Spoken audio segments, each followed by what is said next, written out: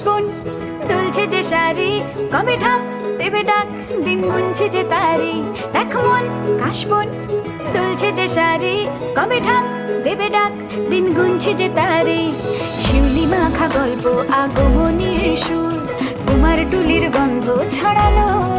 বলো বলো দুগ্গা এলো, বলো বলো দুগ্গা এলো, বলো বলো দুগ্গা এলো, দুগ্গা এলো, দুগ্গা এলো, বলো বলো দুগ্গা এলো, দুগ্গা এলো, দুগ্গা এলো।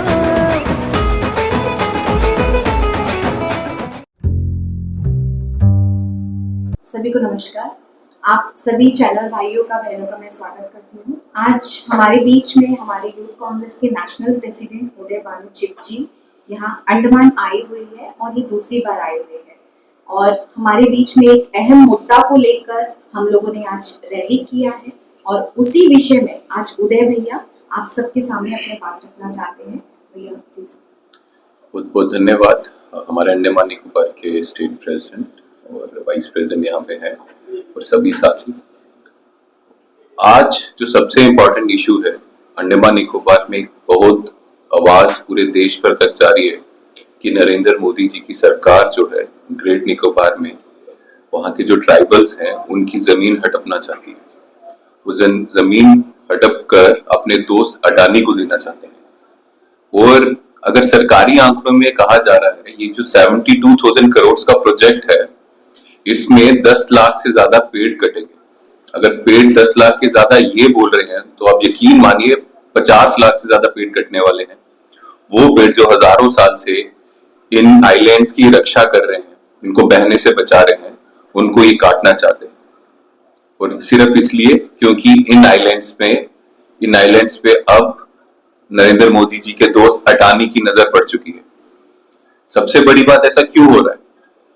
नरेंद्र मोदी जी नहीं जानते कि अगर लोगों की जमीनें छीन कर वो अपने दोस्त को दे देंगे तो नरेंद्र मोदी जी को नुकसान होगा, बीजेपी को नुकसान होगा। आज एमपी जो है पार्लियामेंट मेंबर अंडमान निकोबार से बीजेपी के हैं, क्या उनको नहीं पता कि मुझे आवाज उठानी चाहिए कि यहाँ जिस लोकसभा से मैं मेंबर पार्लियामेंट हूँ वहां के लोग बोल रहे हैं कि हमारी जमीनें जा रही हैं, हड़प रही हैं, हमें वहां खतरा है, फ्लोरा फौना को खतरा है, वहां के जो वन सी जो एनिमल्स हैं, सी जो लाइफ है उनको खतरा है, वहां पे टर्टाइज जो रहते हैं, लेदर बैग वाले टर्टाइज रहते हैं, उनको खतरा है, उनका जो है उनका एरिया चेंज करने की बात हो रही है। इतनी हिम्मत क्यों आ रही है इन लोगों पे?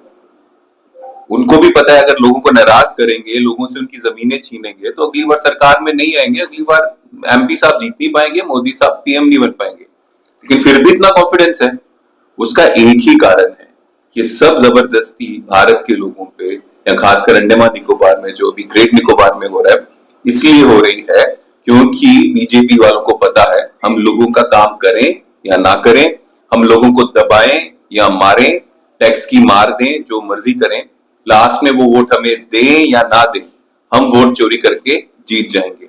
और यही कारण है कि ये वाला जो प्रोजेक्ट है जो नेचर के विपरीत है, आइलैंड्स, अंडमान आइलैंड्स की सिक्योरिटी के विपरीत है और सबसे खास बात मानवता के विपरीत है। किसी की जमीनें छीनकर, किसी के घर छीनकर आप यहाँ पे अपना प्रोजेक्ट बनाना चाहते हो, एम्बिशियस प्रोजेक्ट जिससे आपका दोस्त जो है उसको और पैसे मिले। मुंद्रा पोर्ट तो उसको दे दी, यहाँ पे पूरी दुनिया में सबसे ज्यादा ड्रग सप्लाई होता है। अब यहाँ वाली पोर्ट देकर यहाँ जो पोर्ट बनाएंगे इनके दोस्त क्या क्या सप्लाई करेंगे, क्या क्या स्मगलिंग करेंगे, ये मोदी जी बेहतर जाते होंगे। लेकिन आपके माध्यम से मैं अंडमान निकोबार के लोगों को और पूरे देश के लोगों को बताना चाहता हूँ कि यूथ कांग्रेस के लोग राहुल जी से प्रेरणा लेते हुए उनकी डायरेक्शन पे ये अन्याय नहीं होने देंगे। आज हमने अंडमान के सड़कों पे इसके खिलाफ आवाज उठाई है और ये आवाज तब तक उठाते रहेंगे जब तक ये तानाशाह अपनी गलती नहीं मानते और इससे पीछे नहीं हटते।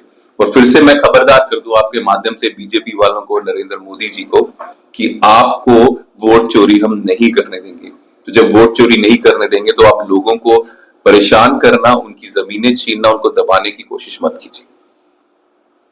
सर एक क्वेश्चन है रिगार्डिंग, सर आपके जब एमपी थे इससे पहले मिस्टर कुलदीप राय शर्मा, सर वो लेफ्टिनेंट गवर्नर से मिलते थे और कहते थे कि ग्रेट निकोबार का जो प्रोजेक्ट है उसको एक्सपेडाइट किया जाए, उसको जो है जल्द से जल्द बनाया जाए।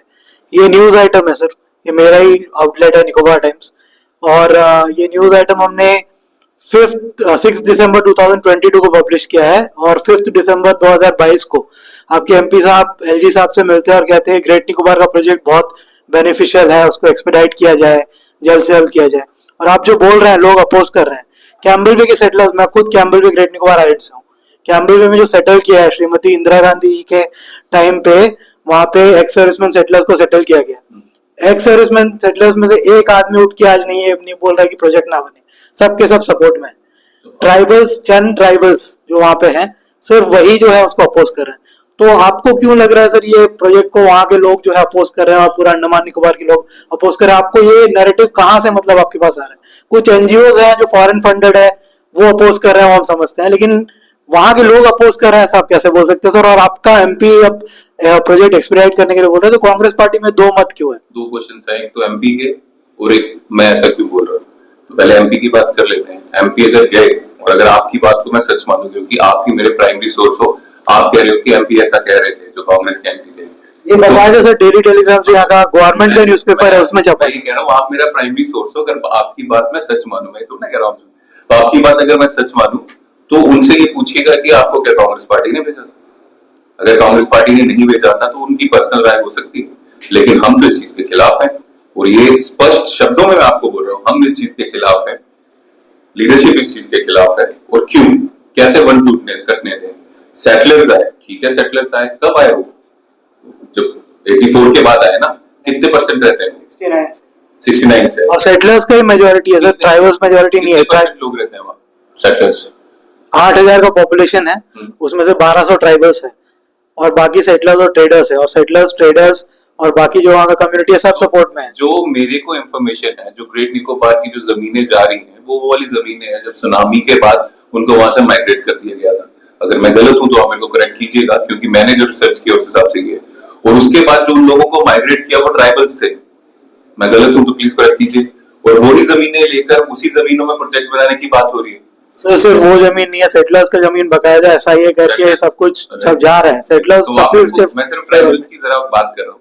जो ट्राइबल्स हैं उनकी जमीनें वो लेने की बात कर रहे हैं, जो माइग्रेट किया उनको सुनामी के बाद। तो जब वो खुद चाहते हैं वापस जाना, उनको जब जबरदस्ती वहां भेजा गया दूसरी जगह में, तो जब वो वापस जाना चाहते हैं तो कौन सा लॉ बोल रहा है कि आप डेवलपमेंट के नाम पे उनके एंसेस्टर्स की उनकी जमीन ले लें? ये अगर मैं अपने ऊपर सोचूं या हम अपने ऊपर सोचें कि हमारी जमीन है, बाई चांस वहां फ्लड आ गया या कोई अर्थक्वेक आ गया, उसके कारण हमें टेम्परेरी माइग्रेट होना पड़ा और हमने पूरी उम्मीद रखी है कि अभी हम वापस जाएंगे अपनी जमीन में, क्योंकि वहां पे पले हैं, बड़े हुए हैं, हमारी यादें हैं, इमोशंस जुड़े हैं।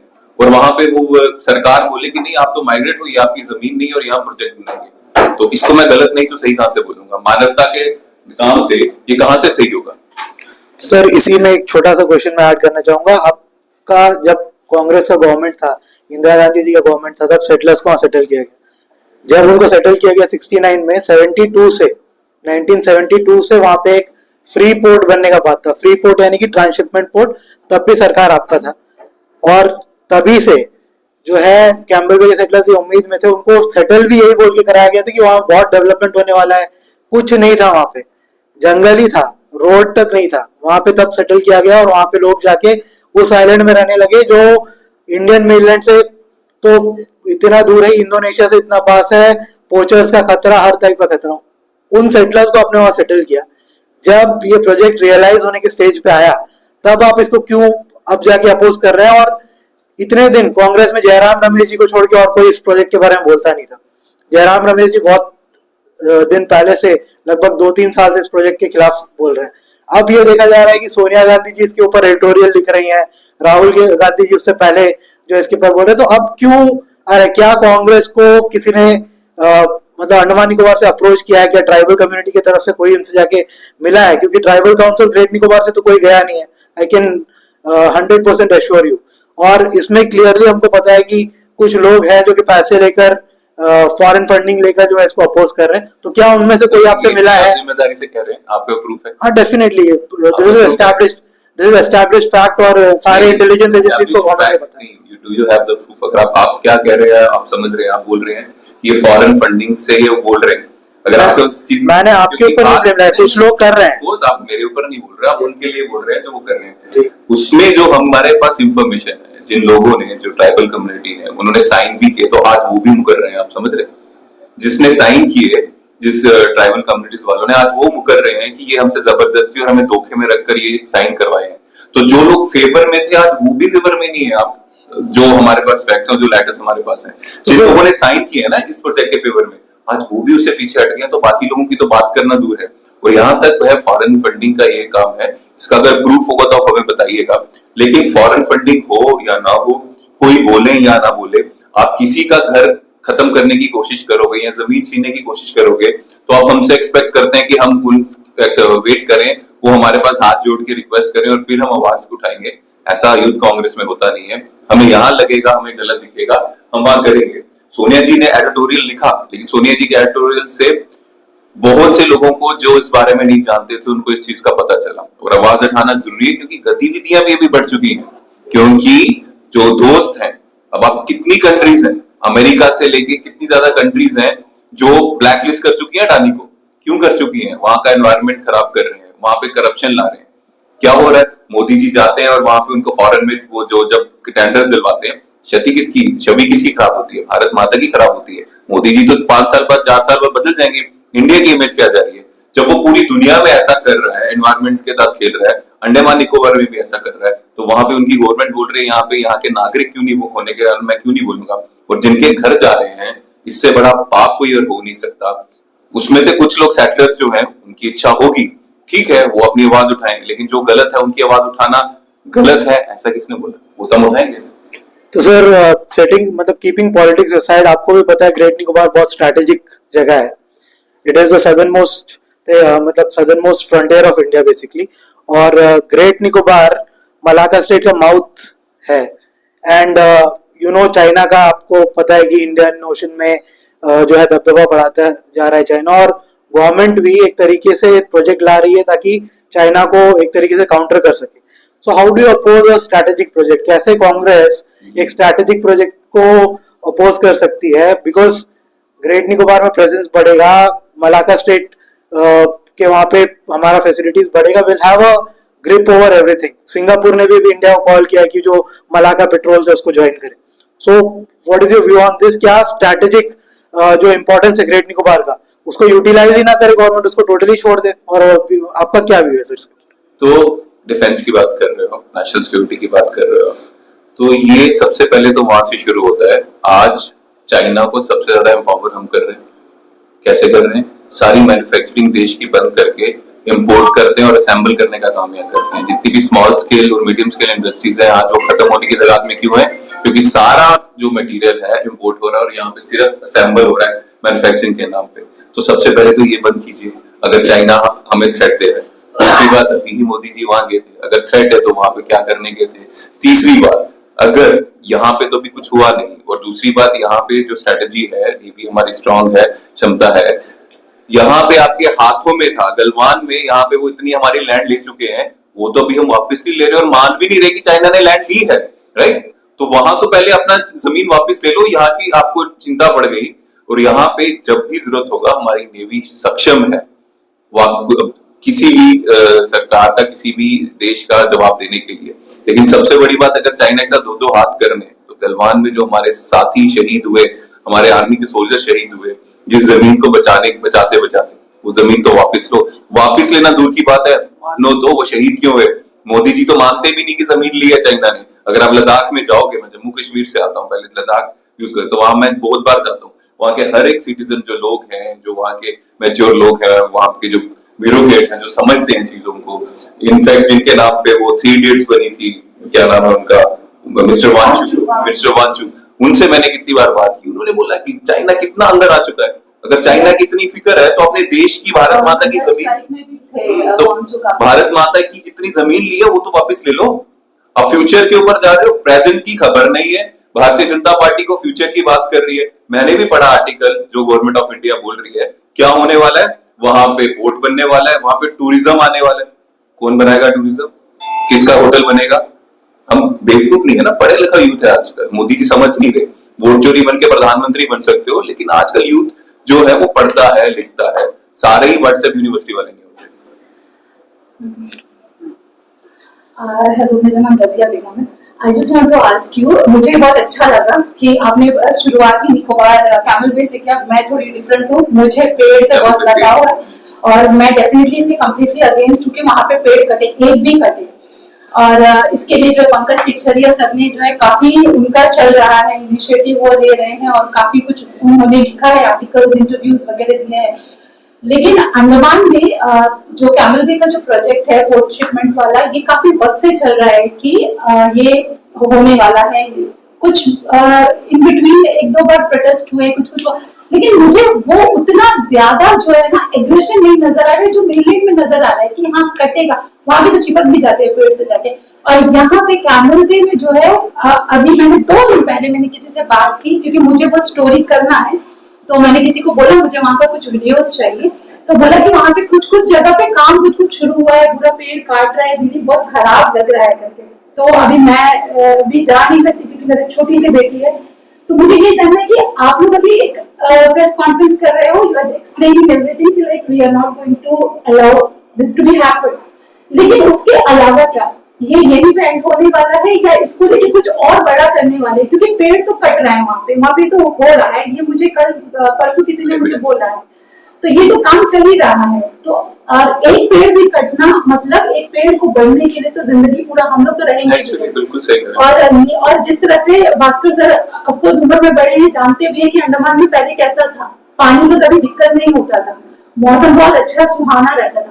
टूरिज्म अगर बढ़ेगा बोलेंगे तो मैं बिल्कुल एग्री नहीं करूंगी। होटलियर वहां बैठे हैं, टूरिज्म का बैंड बचा हुआ है अंडमान में, कोई बीच में कोई जा नहीं सकते, मगरमच्छ है वहां नहीं जा सकते, टूरिज्म तो बढ़ने वाला नहीं। ऑफकोर्स अंडमान खराब जरूर होने वाला है। तो कांग्रेस पार्टी आज ये बोल रहे हैं, इसके बाद हम कब उम्मीद करें कि सच में कैमल बे को लेके बचाने का ही एफर्ट करें? क्योंकि अगर चाहे तो मैं भी सपोर्ट में हूँ, मैं आपको सपोर्ट में हूँ, पेड़ को लेके तो मैं 100 के 200% सपोर्ट में हूँ। लेकिन आप लोग आज जागे हो, आगे भी जाओगे या उसके बाद थोड़े दिन बाद फिर सो के फिर 6-7 महीना बाद फिर कांग्रेस यूथ या कांग्रेस पार्टी जाएगी? तो आपका अच्छा सवाल है कि आगे क्या करने वाले हैं। तो आगे एक और डेलीगेशन दिल्ली से भी, जिनको भास्कर सर के साथ वो ग्रेटर निकोबार जाना चाहते हैं, उनको हमने रिक्वेस्ट भेज दी है, ऑफिशियल रिक्वेस्ट सब भेज दी है। अब हमने ये देखना है ये चोर है कि नहीं है। अगर इनको पता है कि ये चोरी इलीगल चीजें कर रहे हैं तो फिर तो ये रोकेंगे। अब सड़क तो है नहीं, ये परमिशन नहीं देंगे। अगर इनको पता है कि ये सब कुछ लीगली कर रहे हैं, मैं आपको भी, अगर इनको लग रहा है कि सब कुछ लीगली कर रहे हैं, बिल्कुल सही हो रहा है, डेवलपमेंट के लिए हो रहा है, नेशनल सिक्योरिटी के लिए हो रहा है, तो इनको रोकना नहीं चाहिए। 3 की 4 लोग जा रहे हैं, 3-4 लोग से इनके प्रोजेक्ट को कोई थ्रेट भी नहीं है, तो ये परमिशन देते हैं कि नहीं देते हैं, और वहां पे जो है जाकर मुआयना करने देते हैं कि नहीं करने देते हैं। और अगर वहां पे वही हुआ, अगर आपको किसी ने बताया वहां पेड़ कट रहे हैं, तो उसकी जवाबदेही, जिस पेड़ को बड़ा होने में हजारों साल लग गए, आज धड़ल से आप उसको काट रहे हो, उसकी जिम्मेदारी कौन लेगा? और मुझे सुनने में आया है कि सरकार, बीजेपी सरकार ये दलील दे रही है कि यहाँ पे जो लाखों पेड़ कटेंगे उसकी प्लांटेशन हरियाणा में शिफ्ट करेंगे। तो यहाँ के लोगों को जो नुकसान होगा उसकी भरपाई वो हरियाणा में करेंगे। और हरियाणा में क्या वहां पे जमीन आइडेंटिफाई हो चुकी है, यहाँ पे 10 लाख 20 लाख पेड़ लगेंगे। क्या मजाक चल रहा है? अकाउंटेबिलिटी के नाम पे ये एक भद्दा मजाक है कि अंडमान निकोबार से लाखों पेड़ काट कर हम हरियाणा में लगाएंगे। दूसरी चीज है अभी खाली ये डिफेंस का है, ट्रांसशिपमेंट का नहीं है। एक सैटेलाइट टाउनशिप एस्टैब्लिश करेगा, बिटवीन 4 to 5 लाख आबादी को हम लोग बसाएंगे। हम, मेरा फादर 1932 में अंडमान में आया। हम आज जो देख रहे सिचुएशन 1932 का ही सिचुएशन, ये 10 साल के अंदर में पानी नहीं है, सड़क नहीं है, बिजली नहीं है, शिक्षा नहीं है, हेल्थ नहीं है। आप जाके अभी नया सैटेलाइट टाउन का बारे में बात कर रहे हैं। वो शर्म का बात है कि आप अभी का जो आबादी है, अभी आप भी तो है, आप भी तो हमारा जो प्रॉब्लम आप भी तो झेल रहे हैं। आपको आज अचानक आप 5 लाख आबादी को अचानक आप ये करेंगे, and it is not a small project, it is 160 square kilometre of land. Sir ने पहले बोला ना, ये लोग जो एस्टिमेट किया 10 लाख में नहीं करे, और 3 महीने के अंदर प्रोजेक्ट सैंक्शन कर दिया। 3 महीने के अंदर वो प्रोजेक्ट सैंक्शन और भी किसी भी जगह पे इस तरह का एक्शन लेना था, एटलीस्ट वहाँ के लोगों से तो पूछो। नाम बदल दिया, और एक बात है, आप लोग किसी से नहीं पूछा, तरुण सब तरुण जी का आप जवाब दे रहे हैं। तरुण जी, आज जिरगटा कितना दूर है उससे? 50 किलोमीटर। उधर का लैंड वैल्यू क्या है, गवर्नमेंट सर्किल रेट क्या है? 2000 चिल्लर, 2000 चिल्लर। कैमल में लैंड वैल्यू क्या है? यहाँ प्रोजेक्ट आ रहा 138 है सर्कल रेट, 113 130 between 113 to 180। 113 रुपया आपको देगा एकड़ का। आपको क्या ये, लेकिन वहाँ का सेटलर तो बोल रहा है ना सर, हम लोग वहाँ का सेटलर तो एक्स सेटलर है, बोल रहे हैं सॉरी, वहाँ का सेटलर हम इन लोगों के खिलाफ नहीं है, लेकिन जब अंडमान में आपको 2000 चिल्लर रुपया पर स्क्वायर मीटर दे रहा है, कुछ आपको साजिश नहीं लग रहा कि जाके कैपिटल में 113 रुपया का स्क्वायर मीटर दे रहा है, आपको साजिश नहीं लग रहा है? It is not to settle your thing, it is for people to come to buy. आपको सेटलमेंट करने का तो कोई ये नहीं है। अभी तक आपका जो प्रोसेस तो फुलफिल नहीं किया, और रजिया मैडम वो जो पेड़ कट रहा है वो ये प्रोजेक्ट का नहीं है, क्योंकि वो ग्रीन ट्रिब्यूनल में है पेंडिंग। ग्रीन ट्रिब्यूनल अभी दोबारा रिव्यू करने के लिए इन लोग बोला है। राहुल गांधी जी भी वही बात बोला है, सोनिया मैडम जी भी वही बात बोला, जयराम रमेश तो वो तो बहुत पहले से, आप तो कम से कम एक 10 लेटर लिख दिया। सो आज ये तोड़ के देखना है कि वो क्या बेनिफिट कितना अधिक होगा, क्या नुकसान कितना अधिक होगा। They are the sons of the soil. अभी सर ये तो बहुत गलत है कि आप वहाँ का सेटलर को सन्स ऑफ सॉइल नहीं बोल रहे, जब इतना कंट्रीब्यूशन एक सेटलर फैमिली दिया, एक्स सर्विसमैन सेटलर। आप इंटरव्यू को नेगेटिव लाइन में लेके जा रहा है। हम भी अभी जाएगा कैंपल में ऑलरेडी 4 बार जाके आया, हम उन लोगों को प्रॉब्लम भी समझा।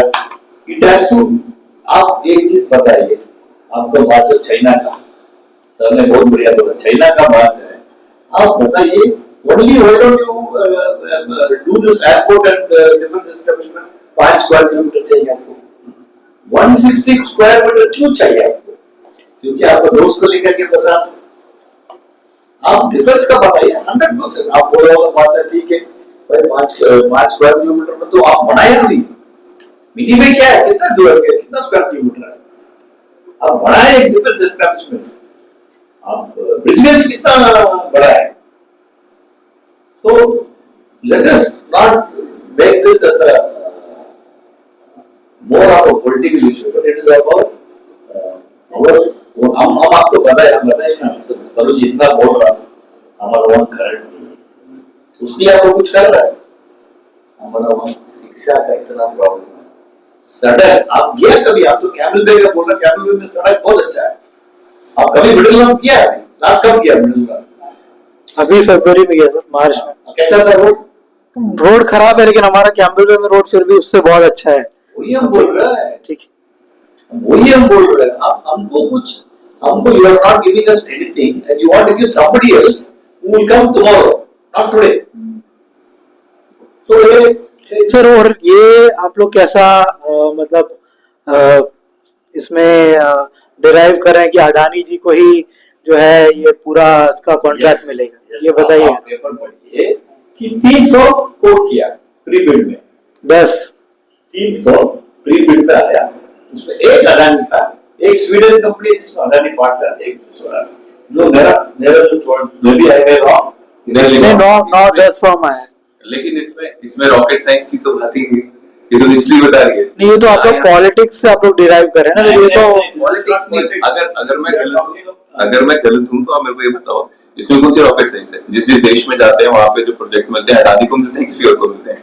5-6 देशों में, ऑस्ट्रिया, ऑस्ट्रेलिया, आपका मालदीव्स, यूएस, यहाँ तो अडानी के खिलाफ टेस्ट भी हो रहे हैं। तो इसमें कौन सी रॉकेट साइंस है? यहाँ जाते हैं, किसको कॉन्ट्रैक्ट मिल रहे हैं? कितने एयरपोर्ट्स मोदी जी के आने से पहले अडानी के पास थे और कितने अब हैं? हर एक प्रोजेक्ट तो वही ले रहे हैं। कितनी जमीन है? अभी बिहार का सुना ना आपने, कितने 1 रुपए में कितनी लैंड जो है वो अडानी जी को तो मिल रहा है। तब क्यों मिल रहा है? क्योंकि सारा काला धन, सारा हवाले का पैसा जो है वो बीजेपी को जब चाहिए होता है इलेक्शन में एमएलए खरीदने के लिए, यही तो देते हैं। इसमें तो सुना होगा मुद्रा पोर्ट में रशियन ऑयल उतारने के लिए परमिशन नहीं है। उतारूंगा, हमारा पोर्ट में नहीं उतारेंगे क्योंकि ये यूएस में फंसा पड़ा है। यूएस उसको हुक कर दिया कि आप ये आपका पोर्ट में उतारना, ठीक है। Thank you. Thank you.